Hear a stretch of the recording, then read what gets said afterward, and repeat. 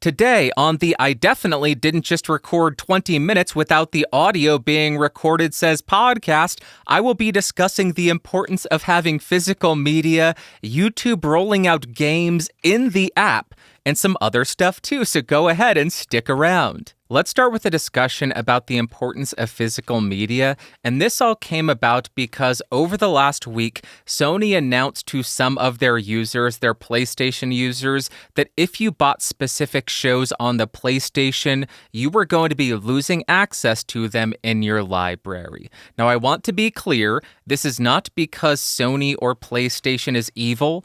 This is because Warner Brothers, the owner of the Discovery Channel, is deleting those shows. And because Warner Brothers is deleting those shows, it is kind of as though Sony and then in turn you are losing rights to access that content. And it seems as though a lot of people are shocked by this. To a lot of people, this seems new. Maybe I'm crazy, but this has been going on for years. This has been occurring for years in iTunes, in Apple, in Vudu, in any kind of online service where you buy a digital copy of a movie, of a show, of an album.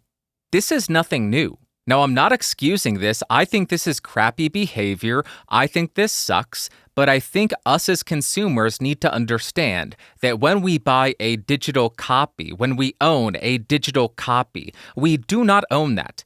When we fork over our hard-earned money on a digital copy, all that is a long-term rental until that distributor loses rights, which could happen at any point in time. You could buy a series, and then 2 weeks later they lose access to it, and you threw your money down the drain.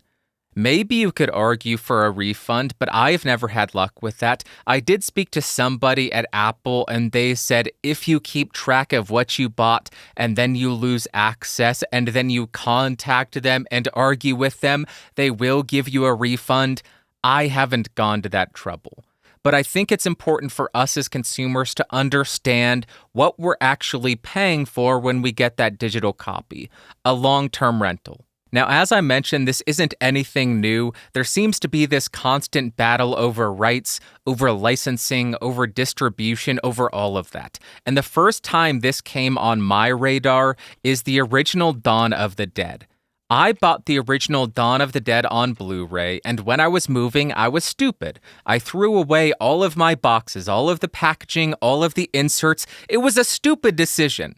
And I went to repurchase Dawn of the Dead on Blu-ray. I still had the disc, but I really wanted the case as well, only to find the Blu-ray was going for $125. The reason for that is the physical movie was out of print because the owner of the rights wanted too much money for it and nobody was willing to pay for it, so no new copies were printed. So the existing copies skyrocketed in value. Then if you went onto streaming services, it wasn't available there. Then if you went to buy a digital copy, it wasn't available there. So you were unable to find any way to watch the original Dawn of the Dead. This may have been resolved by now because I know they released a 4K and a Blu-ray in the UK, but I think that was through Second Film Studio, something like that, but I don't think they ever re-released it in the US. Another instance where I was happy to have the physical media is the TV show Community, one of my all-time favorites. They have an episode which was deemed too culturally insensitive, too offensive, so it was pulled from every single streaming service. I don't think they pulled the episode if you have purchased the digital copy, but if you were watching on streaming, it was no longer available, so I am happy to have the physical copy. So that is another reason why you may want to have physical media, because you may lose the rights to stream it, or it may be deemed unacceptable and pulled. It is also purely coincidence that I heard this just this last week, but one of my family members had purchased 5 seasons of a TV show on a streaming service or an online retailer. They went to rewatch those, and 4 of the 5 seasons had disappeared. They lost access to 4 of the 5 seasons that they purchased. So this is nothing new. It sucks for the consumer. But it's something that we need to understand and change our consumption habits and our purchasing habits because it's unacceptable. If you're buying something, you should own it. But if you're buying a digital copy, you are just long-term renting it until they lose the rights and then they take it away from you. The last example that I have is the Mythbusters, which is perfectly fitting because this is a Discovery Channel show which was just pulled from PlayStation. I was rewatching the Mythbusters and I could not find, I think it was season 4 or season 5 on iTunes. It was unavailable. So what I did, I went onto eBay, I found a full series run of Mythbusters on DVD, and I bought it for $70 or $80. And now I have access to every single episode of this show forever in perpetuity as long as they don't explode and my DVD player does not cease working. And I imagine now the physical copy of Mythbusters is going to go up in price because you don't have access to the digital copy anymore, even if you paid for it. That is poppycock. I should check my iTunes because I purchased a number of seasons of Mythbusters, and I wonder if I will now lose access to them. Interesting. It doesn't matter now because I have the physical copy, but that'll be a kick in the pants because those were HD while the DVD is 480p, and that stinks. This entire discussion up until now has solely been focused on access to content, but I also think there are additional benefits to having physical media. Number one for me is the tactile nature of it. I know some people may think that's hokey, that's cheesy, but I like having a physical item in my hand. I like being able to slide out the VHS tape and clank it into the VCR. I like having the liner notes for the DVDs so I can read them and read a little bit about each of the episodes if it is a good box set. I like that. If you get a vinyl or you get a CD, you also get all of the information. Maybe you'll get a bit of a lyric sheet in there. That is also an added benefit. If you like the artwork that comes along with the movie or the album, you get a higher quality and physical version of that. And my favorite reason for physical media, the intentionality of it. It seems a lot more intentional to say, I'm going to put in Monty Python and the Holy Grail into my VHS player, into my VCR, and watch that, as opposed to going on to iTunes or Netflix or whatever and scrolling for 30 minutes only to realize, oh, I don't want to watch any of this, and now 30 minutes are gone. I already made the decision to watch Monty Python, and I'm 30 minutes in, and I'm having a blast. I just put in the new Blink-182 album into my CD player, and I'm listening to it, and I'm enjoying it, as opposed to, I don't like this song, I'm just going to skip to another song by this other random artist. It forces you to enjoy that piece of content, that piece of art, a lot more in my experience, in my opinion. So that is why I think physical media is so important. Not only do we risk losing access to something that we care about and that we paid for by purchasing digital copies, but we also lose that tactile relationship that we have with the art. There you go. That is my discussion. Those are my thoughts on the importance of physical media. If you purchased a digital copy and you're losing access, I am so sorry to hear that. That absolutely sucks, especially a full season of a TV show. That can run you $20 to $30. And they're just saying, yeah, here's a middle finger, heck off, deal with it. That's stupid. That is, we shouldn't be having to deal with that, and that is why if I want a piece of media, I will go for the physical copy if it's available.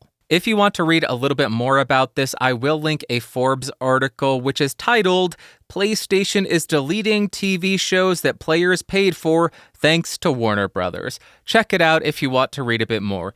Next, I want to talk about YouTube getting into gaming. What? This was a bit of a surprise to me. I just woke up last month. I looked into YouTube and it said, hey, here's a new premium feature for you to check out. And it had built-in games into the YouTube app.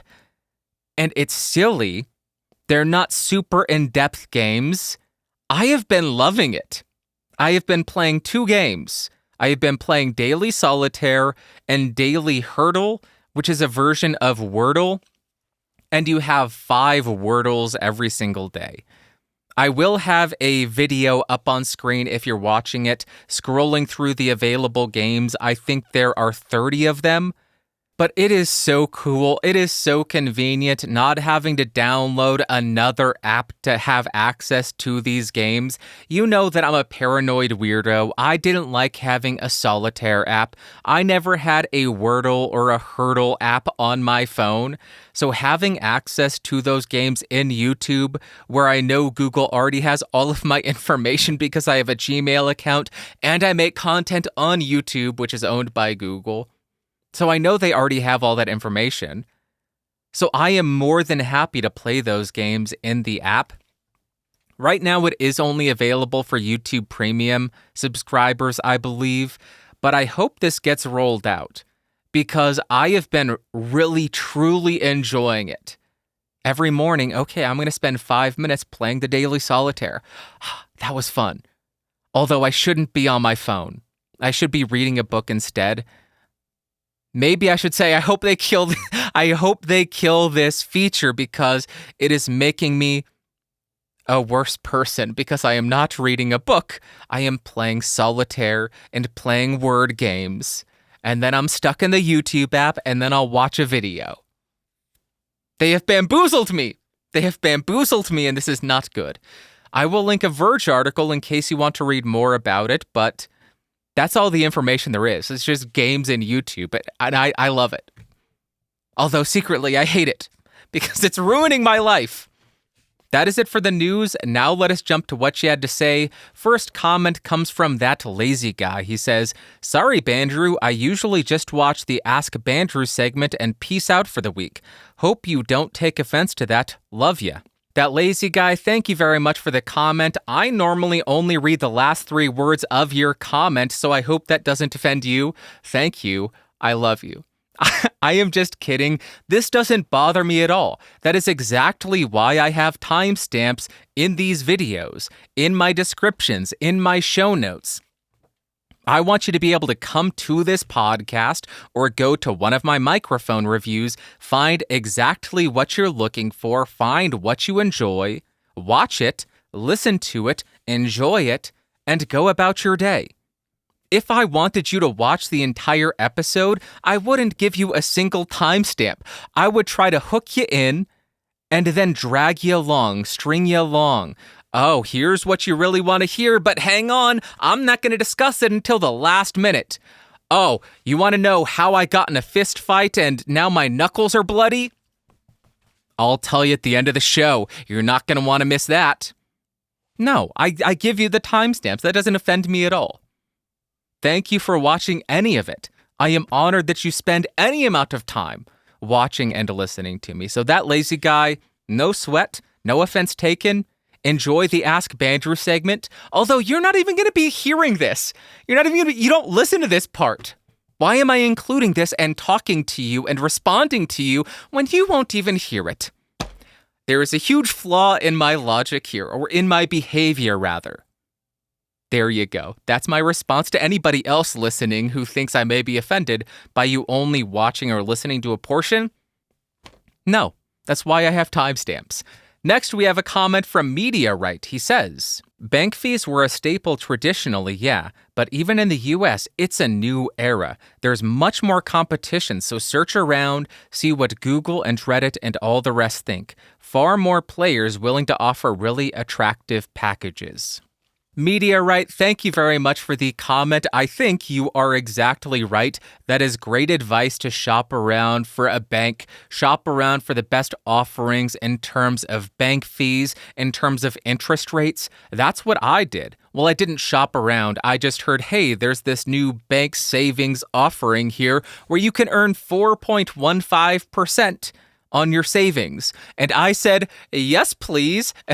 And I transferred half of my savings from my primary bank to this new savings account offering because I don't mind if I do.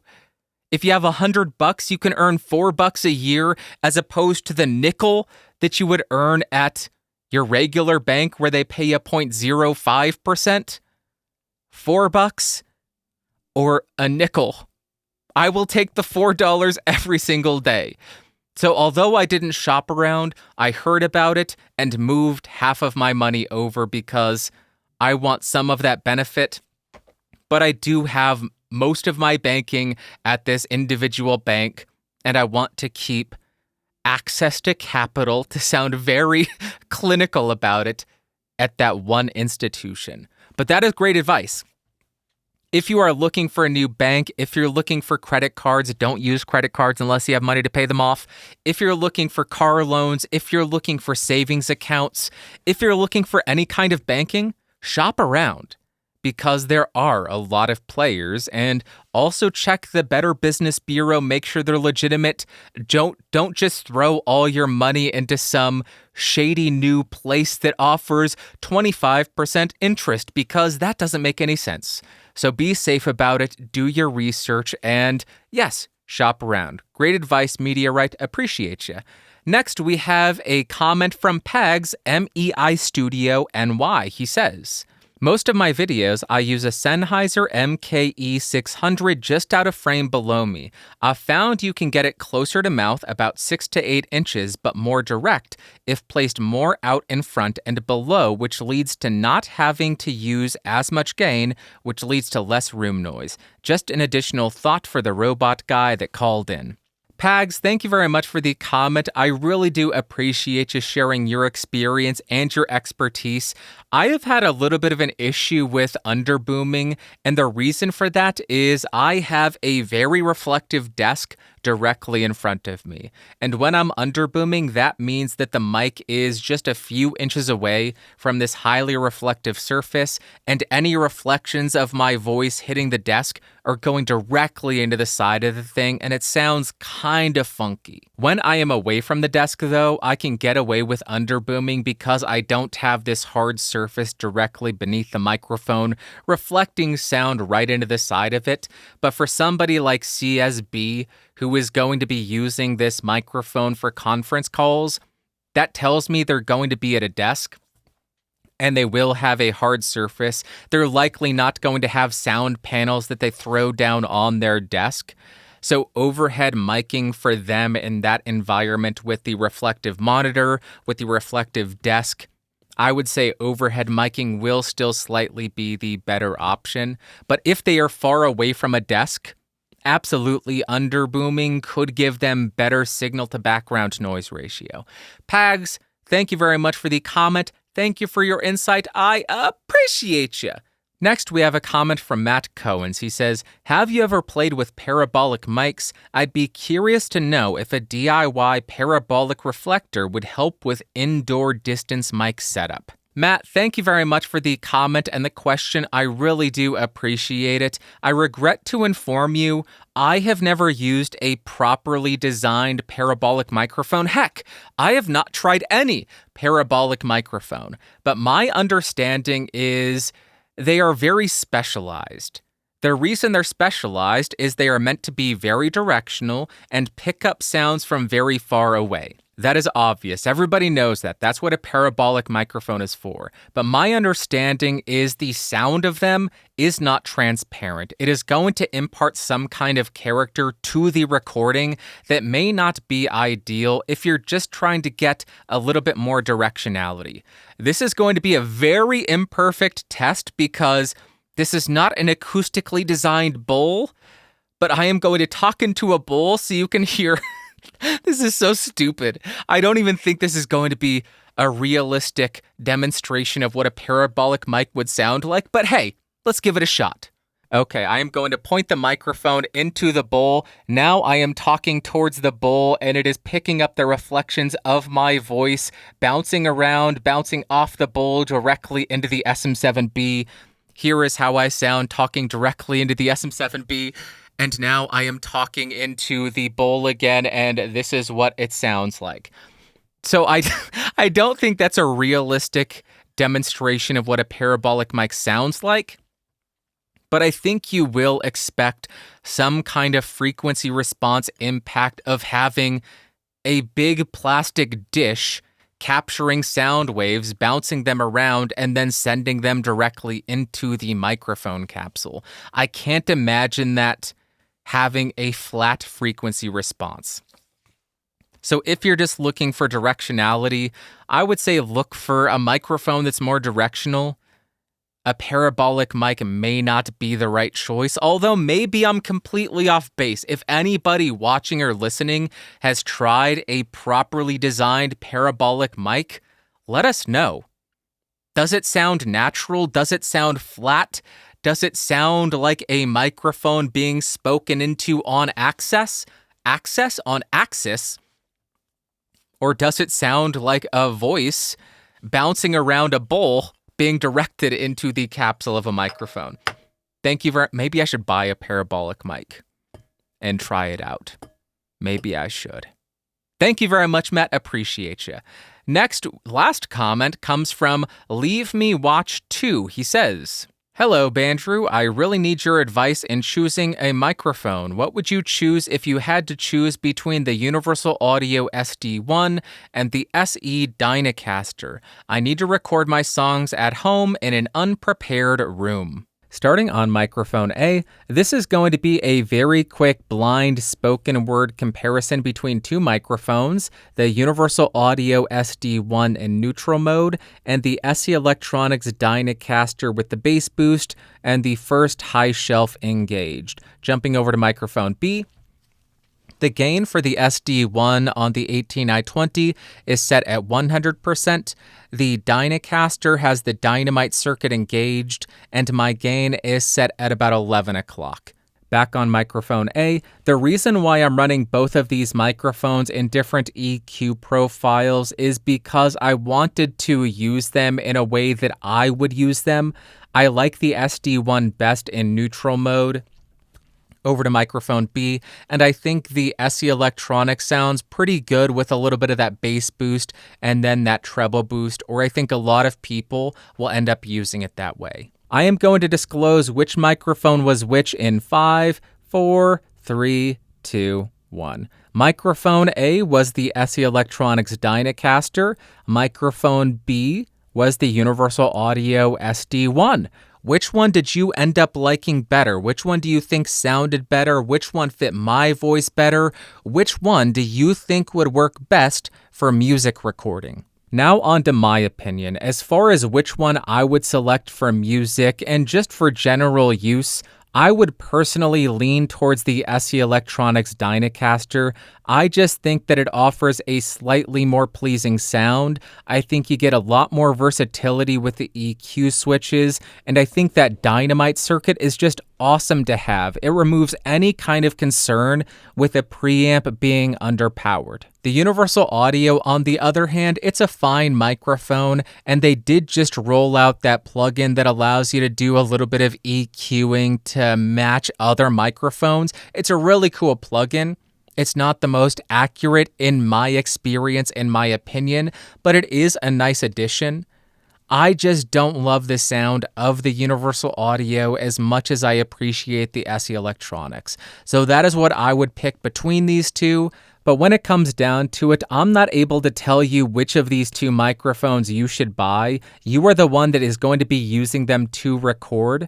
That's why I provide you with the samples, with the demos, so you can hear with your own ears and determine which of these two microphones you like the sound of, and that's the mic you should get. There you go. There are some samples. Hopefully that helped.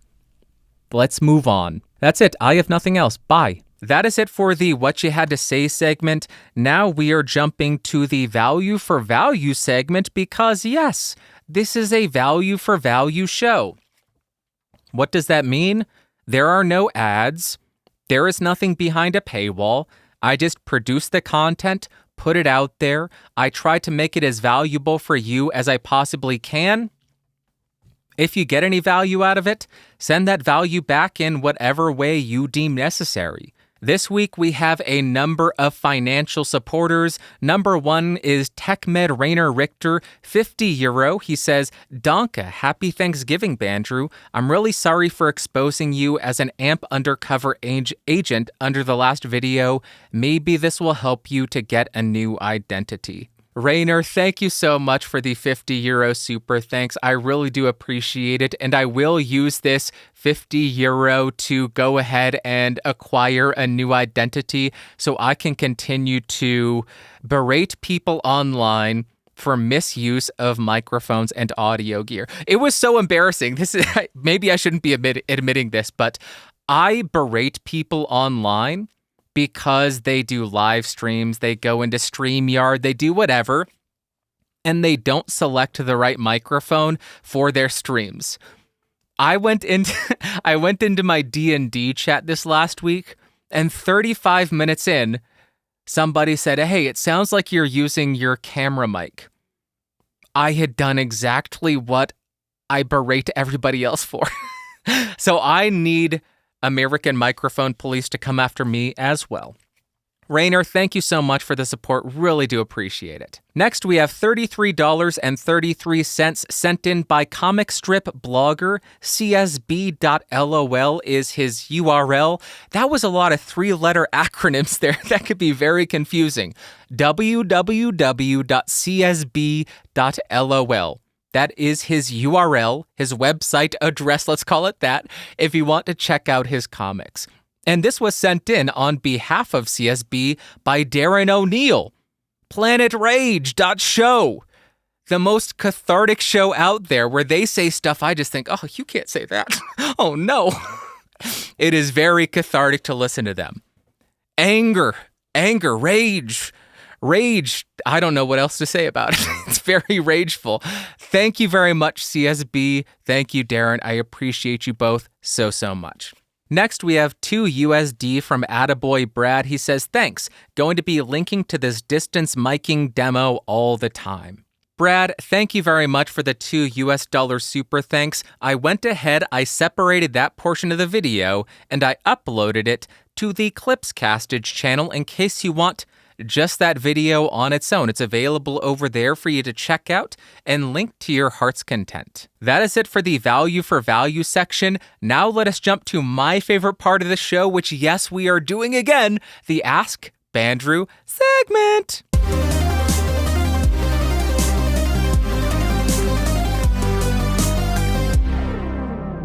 Welcome to the Ask Bandrew segment, the segment where you ask me Bandrew and I attempt to answer you.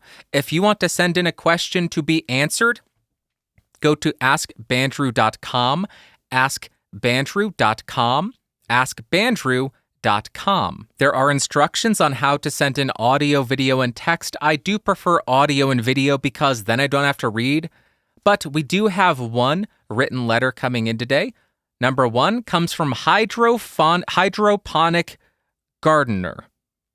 I feel like I think they mentioned hydroponics in Half Baked. I don't know if I can talk to this person. Anyway, they say, good day, or whichever time of day you see this, Bandrew. I haven't seen many people discuss this topic, but I wanted to ask, what is your opinion on used market for microphones? Do you think it's worth going out of your way to buy used over new if someone's on a budget but wants higher-end mics? Or is it still a go-to move to get new ones? In audio, headphones at least, it's usually recommended to go used if one's on a tighter budget. Thank you and forward, and have a great rest of the day/night, Hydroponic Gardener. HG, thank you very much for the email. Thank you very much for the questions. I think buying used gear is more than acceptable. However, I think you ought to be a bit careful with microphones because it seems as though there's a growing number of counterfeits out there. So if I was buying used gear, I would only buy that used gear from somebody that I know personally or buy from a very reputable seller because I don't really trust the open market for used gear. If I was looking at an SM58, the used one costs $60, a new one costs $100. I would probably just go new because I don't want to risk getting one of the counterfeits. Same for a 57, same for an E835. But if you are on a super tight budget, you can find a reputable seller of used gear, or you know the person really well, you know they bought that brand new from an authorized dealer, from an authorized seller, so it is authentic, then I would say go for the used. The reason why I don't discuss used gear and the reason why I don't buy used gear is I review microphones, and if I'm reviewing a microphone, I want to make sure it's authentic, and I want to make sure that it wasn't abused in some past life, so I'm reviewing some kind of skewed interpretation of what the microphone is. By buying the gear new, I know as a reviewer that I am going to be getting exactly what the company intended for me to get, or the microphone is going to be under warranty, so if it's faulty, I can send it back to the seller, I can send it back to the company and get a repair, and if it is a decent company at all, I should have a decent experience.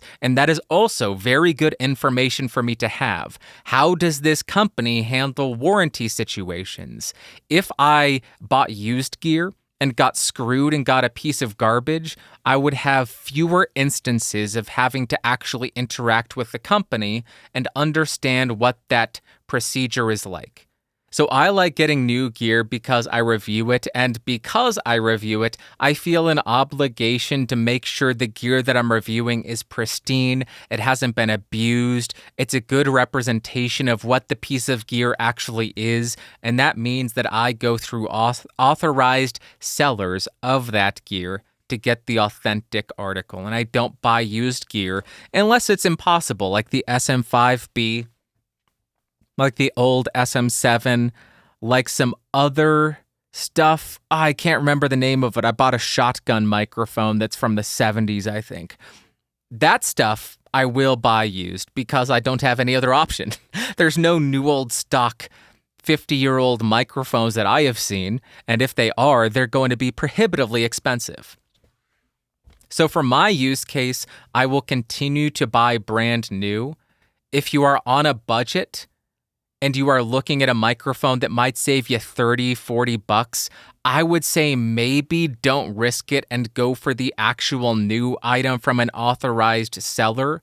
But if you are on a super tight budget and you want to buy used or need to buy used, I hear this a lot in the watch industry, buy this seller as opposed to the actual item.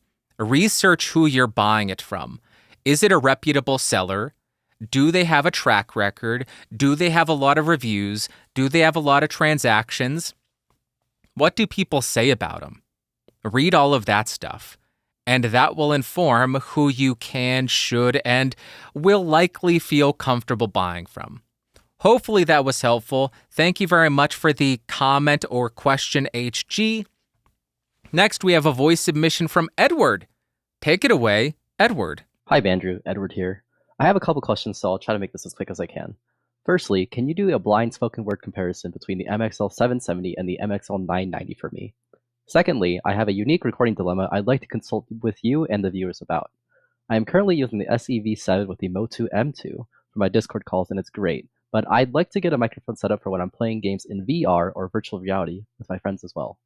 Since the V7 doesn't do a great job at distance miking, it's not well suited for spoken word when I'm in a VR headset and I can't really have a mic in my face without me slapping it while I'm playing VR games. What kind of audio solutions can you think of for when I'm in a VR headset and I can't really do a great job at mic technique since I can't see the outside world and will likely be turning around or moving a few feet here and there? I considered a lav mic, but I don't really know a lot about lav mics. I don't want to have to buy a second interface like a small portable recorder, nor do I want to have an extra wire between me and my audio interface while in VR. So I don't know if there's a lav mic that can get around those issues, but if there is, that'd be great. Otherwise, we can look at SDCs or whatever else you have in mind. I'm in an untreated room and I have to deal with computer fan noise, and I would like to treat the budget between $100 to $200 if possible. Thanks for everything you do. Edward, thank you very much for the voice submission. I really do appreciate it. To answer your questions, I have samples. I have tests because that's what you wanted. So let's go to those right now. This is just a quick spoken word blind comparison between the MXL 770 and the MXL 990.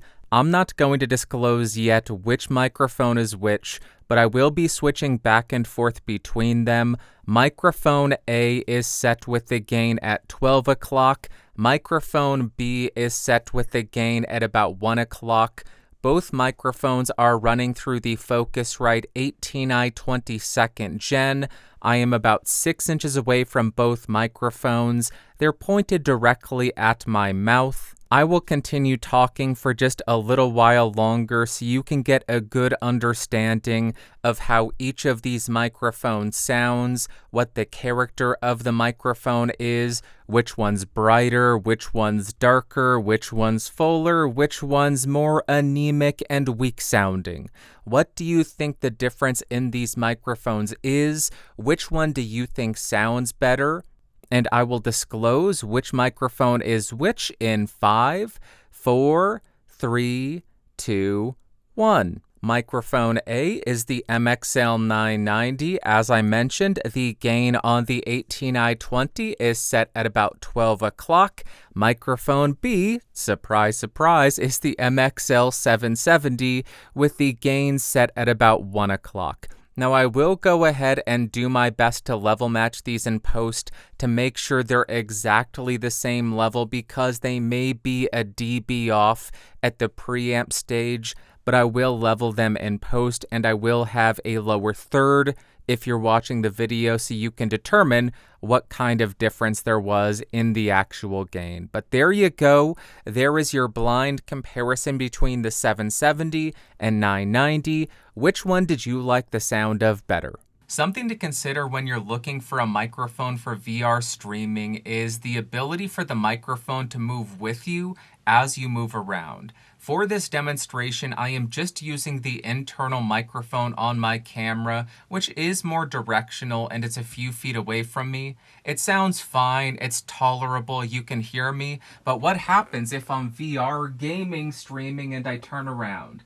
Now it sounds terrible. Now I'm back facing the camera and I am facing the microphone again, and it should sound relatively decent. We would run into this exact same issue if we were using a small diaphragm condenser just overhead, pointed at our mouth. If we move at all, now we're off axis from the microphone and it sounds bad. So to resolve this, we need a microphone that is on our body that will move with us as we move around. The solution is a wireless lav mic. For this demonstration, I am using the Deity Pocket Wireless. I bought this on sale, I think for $120, so it is very affordable. I am not using an external lav mic, but you could use that. I am using the body pack about 6 or 7 inches away from my mouth.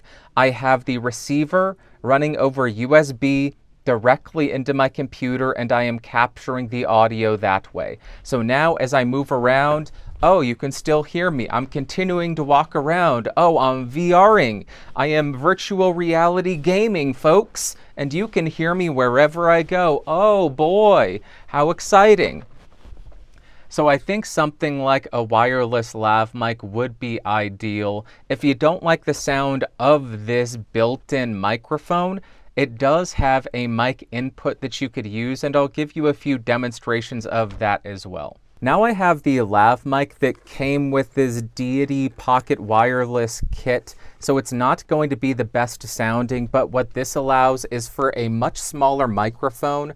I don't know if you could even see it. It is just clipped to the drawstring on my hoodie, and then you run the cable to the transmitter, and you can keep this in your back pocket very easily. And here is how this microphone sounds. This is the one that comes with the kit. Now I am committing a bit of a crime. I am using the Rode Lavalier 2 running through the Deity Pocket Wireless system. So this is Rode's Lavalier 2 microphone. I need to include a disclosure. This was sent to me by Rode. I didn't request it. It just showed up a few years ago whenever this launched, and I will eventually get around to reviewing it, but this is Rode's more prosumer lav mic, I suppose. I don't think this is a professional lav mic. But there you go. That is the Rode Lav mic to give you another sound option running through the D80 wireless, recorded directly to my computer. And now we are back on the Pocket Wireless's internal microphone. So you have a few different options. I was going to use a Shure microphone, but that is TRRS. It's meant to be used with smartphones, stuff like that, so it shouldn't work with this transmitter. I was going to use a more premium Shure Lav mic, but that is a TA4F connector, which this transmitter does not have. So there you go. That is the solution that I came up with. You don't necessarily need to go with the Deity Pocket Wireless. That is just the most affordable option that I have. There's also the Rode Wireless Go 2, and they just released the Wireless Pro. There's also the DJI mic option. There are a bunch of wireless lav mic kits. This is just something that I picked up on sale for $120. And it's pretty usable, and it connects directly to your computer. There you go. Hopefully that was helpful. And that's going to wrap up this show. I have nothing else. Thank you so much for coming by this week. I hope you have an amazing Sunday, Monday, Tuesday, Wednesday, Thursday, Friday, Saturday. Next Sunday, I will talk at you. I love you so much. You are a beautiful human being. The year is coming to a close. Oh, we are so close, and I am so excited. Christmas is coming up. Come on, buddy. I love me Christmas season. One of the best. One of the best. I'll talk to you later. Thanks so much for coming by. I love you. Bye-bye. Whoa. Whoa. Boop.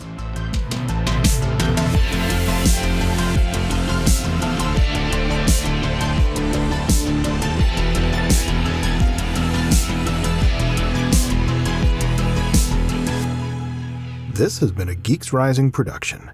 Your executive producer is Bandrew Scott. For more information, head over to www.geeksrising.com.